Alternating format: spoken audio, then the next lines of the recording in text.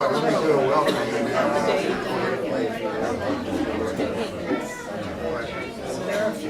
Ladies and gentlemen, I don't know if you can hear me in the back or not. Obviously, what we're here for is to honor my dad, and I'm not going to MC it because I would be bawling all over the place. But we'd like to have a little bit of music. Allison brought her flute and she's going to play a little music for us, and then Ed Smith is going to be our MC. Have a picture of Dad up here that everybody said must have been taken a long time ago. That was a painting that was made from his official photograph just before he retired from the Air Force in '73. And just a copy of his medals up there. And there's a book up there on the table that he put together with the assistance of the staff when he was back in the memory unit. It was just kind of a project to, keep him busy and everything. But what it is essentially is a bunch of photographs from when he was a little boy through to today. So we're going to have some refreshments, drinks and stuff around, and coffee and sodas and stuff. Please remain as long as you'd like. Visit. Mom here is probably not going to say a few words, but please come up and talk to her for as long as you'd like. So, thank you. Thank you.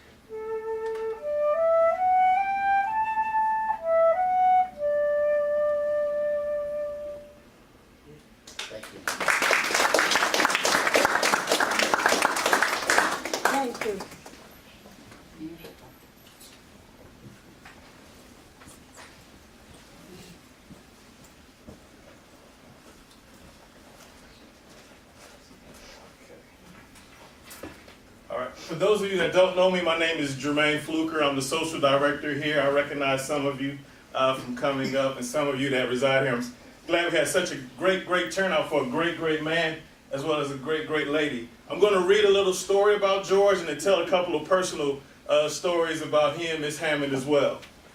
So, approximately December 20th, 1941, I was placed on the crew of Lieutenant E.W. Holstrom, and we were sent TDY back to McCord Field for submarine patrol.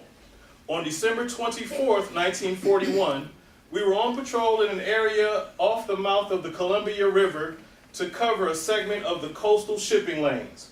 The weather was quiet, marginal, so that we were sometimes flying as low as 400 feet to maintain visual reference to the ocean. Suddenly, the co-pilot shouted, "Submarine!" And sure enough, the sub was just surfacing about 1/2 mile to our right. The pilot quickly banked the aircraft to overfly, and I opened the bomb bay doors. I realized we were too close, but figured what the hell? So I released one bomb anyway. Naturally, the bomb impacted beyond the target as we were already over flying the vessel. Lieutenant Holster reversed course in minimum time, something like a 60-degree bank and a 3G turn, and had me lined up for a decent run on the target. On the second run, I released 2 bombs. One impacted just short of the stern, and the second one struck the sub directly in the area of the conning tower, and she blew up. But it gave us quite a jolt too, as we were only about 300 feet above the water. We returned to McCord Field to find the weather below minimus, and subsequently recovering into Boeing Field in Seattle. The U.S. Coast Guard later found enough evidence to verify that the submarine was Japanese. Higher headquarters of the Army classified the engagement as secret, consequently no publicity of any kind. Colonel George Hammond, U.S. Air Force, retired. So that's just a little, one of many stories regarding Mr. Hammond, and I'll share a couple of personal ones I have. When they first moved here from Arizona, right, there was a day I was sitting in my office, I think it was like a weekend, so there wasn't a lot going on. And all of us, usually on the weekend, a lot of folks that live here have family here, so they'll come and use the pool or the exercise equipment, so I'm used to that. But there was this constant boom, boom, boom, boom, boom, boom. And I'm like, what in the world is that? Boom, boom, boom. And I look up, I can't see anything, so I walk out, and it's Mr. Hammond on the treadmill, running probably faster than I could on the treadmill. So I'm like looking around, I don't see anybody, I look, and I see Miss Hammond just sitting there watching them smiling. And the first thought is, I hope they're related. Because I have no idea who either of them are, at least they'll know each other. So as I stand, I'm watching them, and I care for folks, so I'm watching, I'm like, well, I'm gonna watch it for 5 minutes. I mean, steady pace, steady pace. 15 minutes later after watching him, it started off as curiosity, then it became amazement. Because what he did after he got off of the treadmill, he went to every single piece of workout equipment that we had. And this went on every day for about 5 months. So he's an inspiration to me physically and spiritually. The love that he and Ms. Hammond have for each other is phenomenal. It goes beyond words. And lastly, they say that you can't live forever. I find it to be false, especially in the case of Mr. Hammond. His blood runs through his kids, his grandkids, and their kids. His touching hand has touched myself, Ed, and the other staff, and the love that he showed Ms. Hammond has inspired me to be a better man and a better person. So I don't think this is a sad day. It is selfish for us to miss him. He's gone. I would love to have him here like nobody's business, and I'm sure you all too. But let's celebrate his life, his accomplishments, because he did a whole lot in his life that I can't dare to even think about. And it's great when you have a story like that you can tell generation to generation, and it's true. So with that said, I want to thank Mr. George here, thank Miss Alma, thank George Jr., thank his kids and his grandkids and all you folks coming out. You will be missed, sir, but you will be loved and you will live forever. Thank you, sir.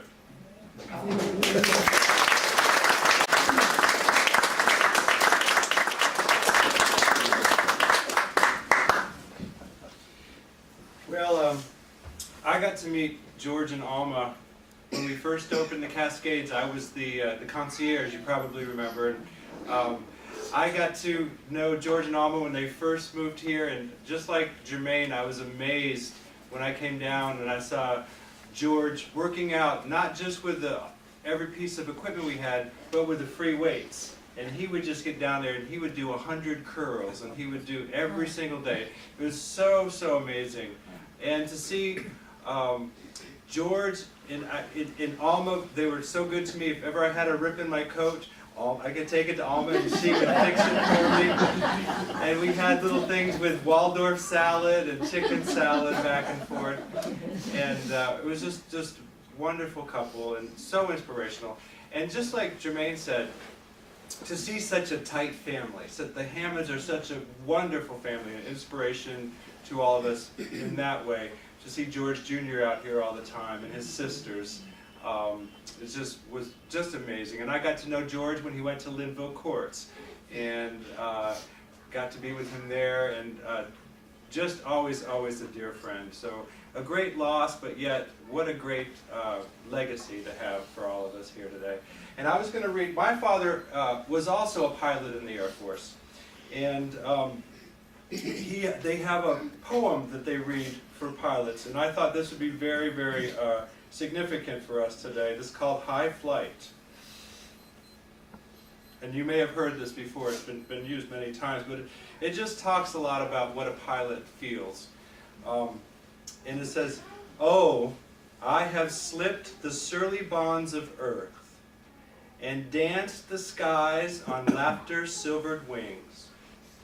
Sunward, I've climbed and joined the tumbling mirth of sun-split clouds, and done 100 things you have not dreamed of, wheeled and soared and swung high in the silence, sunlit silence. Hovering there, I've chased the shouting wind along and flung my eager craft through footless halls of air. Up, up, the long delirious burning blue, I've topped the wind-swept heights with easy grace, where never lark or even eagle flew. And while with silent, lifting mind I've trod the high, untrespassed sanctity of space, put out my hand and touched the face of God." And that's really what a pilot feels. So that's a wonderful, wonderful ode to George. And now, will we have some music with Allison? Allison, would you like to play us a piece? Are you playing? I did. Okay. Oh, I'm sorry. And are you going to be able to sing, Jackie? Okay. Not a problem. Well, would we like to, one of George's favorite hymns was Amazing Grace. Could we sing that all as we'll sing a cappella, all as a group in honor of George? And I can start it? We'll just sing the first verse.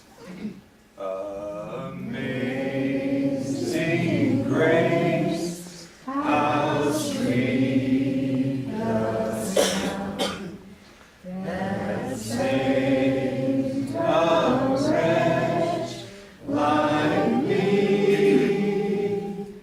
I once was lost, but now I'm found.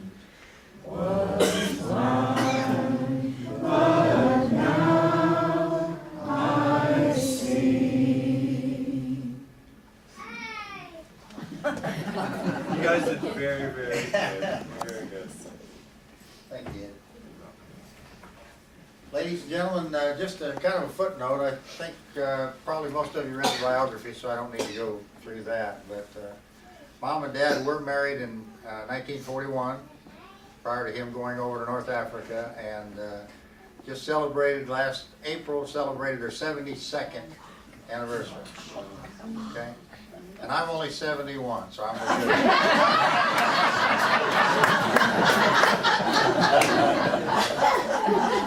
You're almost 72. How close. She usually runs a half a decade ahead, so I'm almost 75. I'd like to thank all of you for coming. Again, please stay around if you can, and particularly on a day like this. I mean, that's above and beyond the call of duty to come in, but I know Dad's looking down. Appreciate it. Also, we have some refreshments up here, sodas and some coffee and such, so please help yourselves. Thank you. Thank you. Thank you. Thank you, George. I'm gonna need you.